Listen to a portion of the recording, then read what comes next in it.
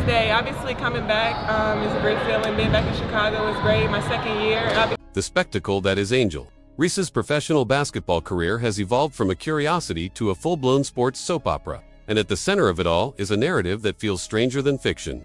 It's not just that she's struggling, it's that the struggles have become a defining feature of her brand. In a league where consistency and fundamentals typically separate the great from the forgettable, Reese has managed to carve out a unique lane. She is the highlight and the lowlight, the viral moment and the meme, the subject of laughter and disbelief simultaneously. Consider the visual of commentators trying to maintain composure during her games. These are trained professionals, people whose livelihoods depend on elevating every possession into drama, every basket into magic. And yet, when Angel Reese takes the floor, there are moments where the only honest reaction is stifled laughter. In one game against the Washington Mystics, Reese's sequence of missed layups and blocked shots prompted an audible chuckle on live TV. The broadcasters quickly tried to cover it up, slipping into forced seriousness, but the damage was done. When the soundtrack of your career includes people laughing at your on-court decisions. I'm super excited to be here with these players and this new coaching staff, and I was congratulating Tyler. That's not just a bad night, it's a bad brand.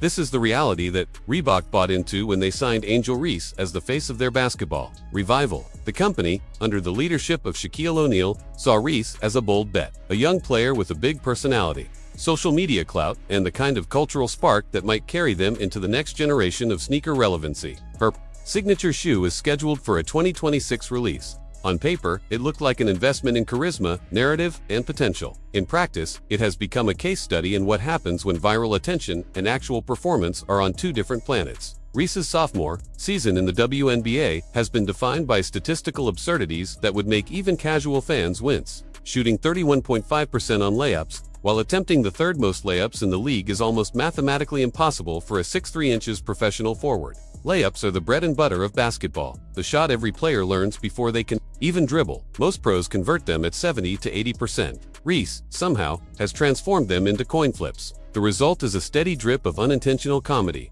for missed putbacks in 12 seconds against the Liberty.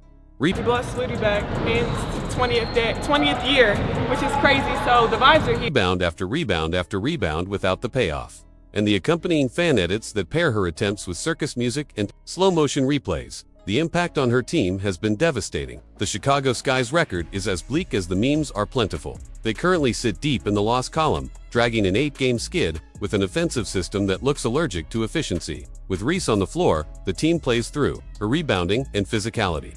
But the missed conversions under the rim stall possessions and feed opponents fast breaks. Without her, the Sky have somehow been worse in the win column, creating a paradox that feels like a basketball riddle. They can't win with her, and they can't win without her. And then there's the market impact.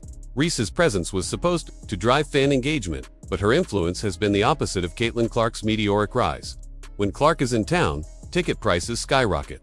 When she's injured and Reese is the headline act, consistent, and just being there for my team every day, I think first ticket prices collapse. The most glaring example came when a Fever Sky game dropped from a $100 get-in price to just $5 after Clark's absence was announced. Fans weren't buying tickets to watch Reese grab her own rebound 3 times and miss again. They were buying tickets for the spectacle of Clark redefining the league.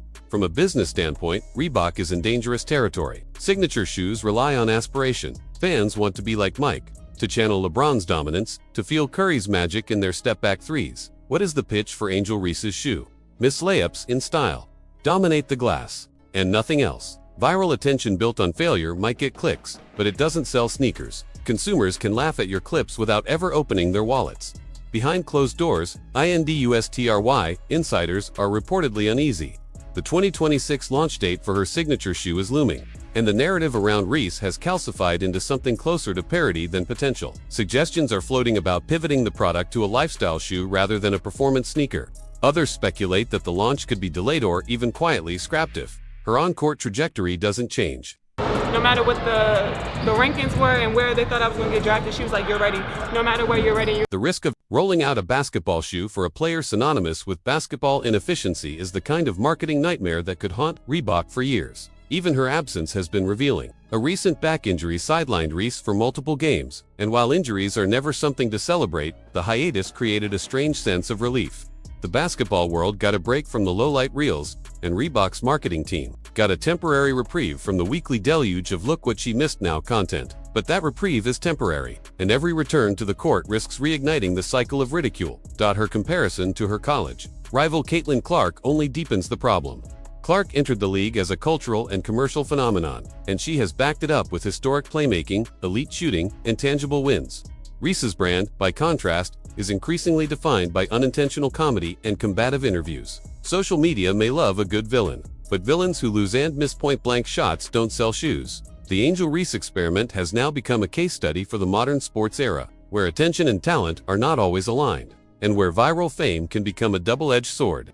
For Reebok, the path forward is murky. They can double down on personality and hope that the spectacle sells. They can delay and pray for a miraculous skill leap that aligns the player with the product. Or, as some whisper, they can cut their losses and quietly distance the brand from a highlight reel that looks more like a blooper compilation. As the 2026 signature launch creeps closer, every missed layup, every viral clip, and every sky loss tightens the tension. Angel Reese isn't just playing basketball anymore. She's playing with the fate of a marketing gamble that could become one of the most infamous endorsement misfires in sports history. Unless she reinvents her game, Reebok might find themselves trying to sell the first signature basketball shoe marketed entirely as a lifestyle sneaker for fans who enjoy the irony.